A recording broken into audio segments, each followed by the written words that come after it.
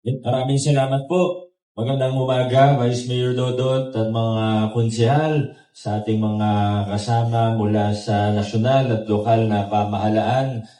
Sa ating host ngayong umaga, sakto lang po dahil importante yung announcement ng Pasig Hope Medical Center, ang dating mas kilala pa sa pangalan na Child's Hope o Children's Hospital po natin. Gaya po ng alam ng karamihan ng mga Pasigenyo, ay ongoing renovation and conversion ang ating ospital para maging pangalawang general hospital para madagdagan yung mga serbisyo at kapasidad ng ating ospital sa Kapasigan. At kasama po rito sa rehabilitation and upgrading natin, expansion ng ating emergency room, kasama po rito ay kailangan po nating pansamantalang pagsara ng emergency room. Gaya ng pagsara rin nung nakaraan ng iba pang mga serbisyo per floor po ginagawa yung renovation at ngayon naman po kailangan na rin ipagawa at i-upgrade ang ating emergency room. Kaya pansamantala po itong ipasasara.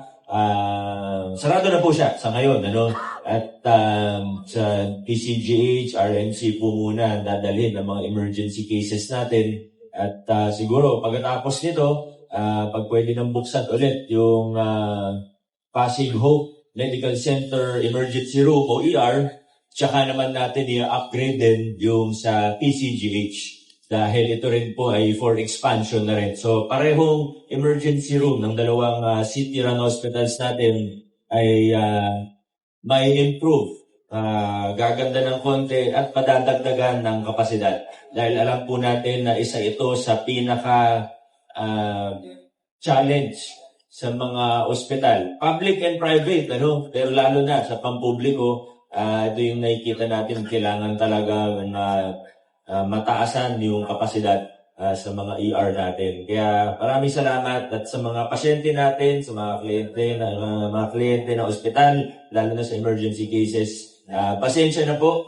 Ito naman po ay para ma-expand ang ating kapasidad at para mapaganda ang dalawang ospital po natin. Kaya salamat sa inyong pasensya. Pangalawang announcement po, gaya po ng nararamdaman at nakikita natin, tumataas ang presyo ng gasolina. Tayo po yung nagpapasalamat sa nasyonal na pamahalaan. May binababa po ang Malacanang sa atin na programa sa lahat ng LGUs. Una yata itong sa NCR, Metro Manila, AIX o Assistance to Indigents in Crisis, Assistance to Individuals in Crisis Situations sa pamamagitan ng DSWD para po sa ating mga naghahanap buhay na drivers. So mauuna po yung tricycle drivers pero kasama rin po sa programa ng jeepney and other PUVs, kasama po ang TNVS na de gasolina at pati po ang ating mga UV. So bukas po simula na po yung official rollout po nito at nakipag-ugnayan na rin tayo sa Toro, sa iba't ibang TODA. Nasa 90 na po ang TODA sa lungsod ng Pasig.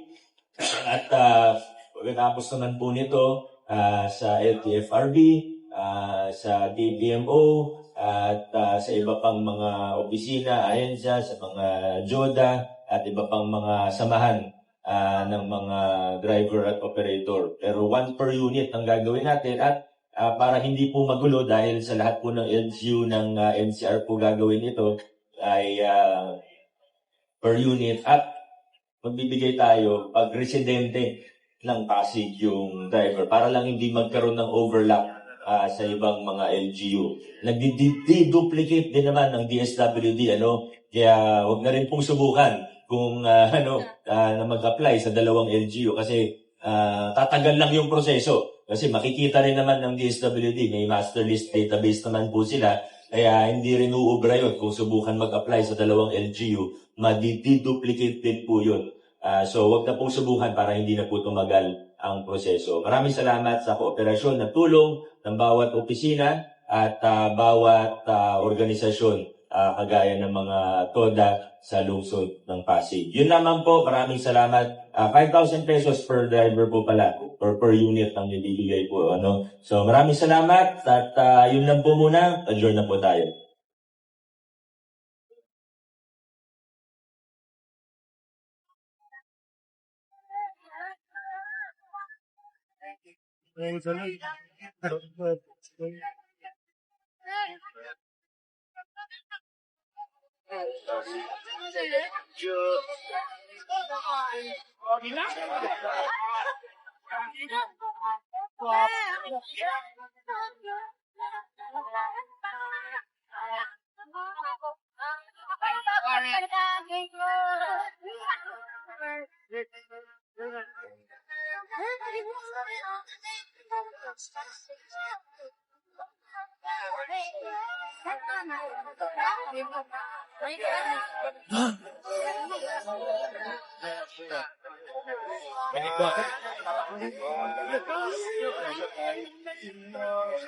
Salamat. Sikat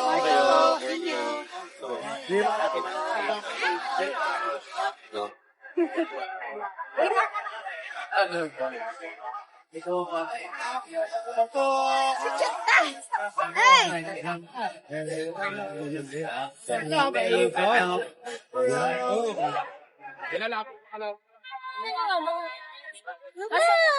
Wala tayong wala tayong ano? Wala tayong ano?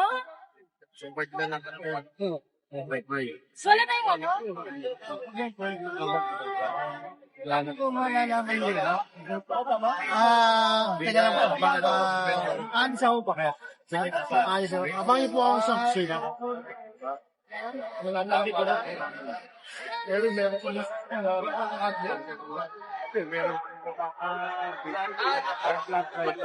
Yeah, magandang umaga po. Ayan po ang aming mahal ng virus, Don Michael, Federation ng Pasig Marikina. Mga naman, idol, mga idol.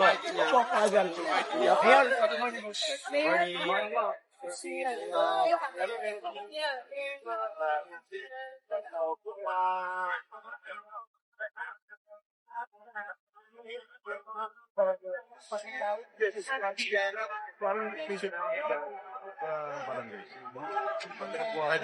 Dito maganda yung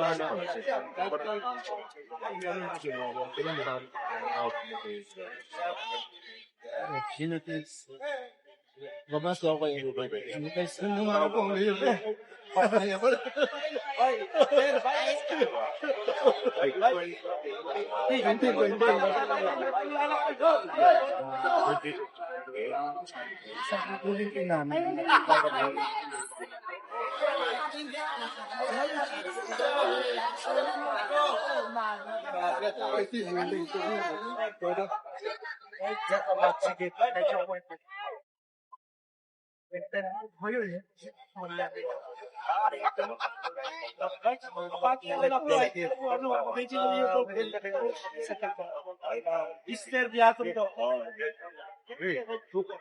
out kay Jester Piason. Happy birthday on your 23rd year. Wishing you a bright future. Basta sipag, tiyaga lang at mamutulad na pangarap. God bless you. Salamat to. Alright. Morning vibes. Morning po ba? Morning. Have a good week ahead. Oh, umpisa ng linggo, new week, bagong pag-asa. Sana itong linggo na to magdala ng kapayapaan, pagmamahal sa inyong mga tahanan, and more blessings po sa lahat. Blessed week ahead. Salamat po. Nako, bago kayo sa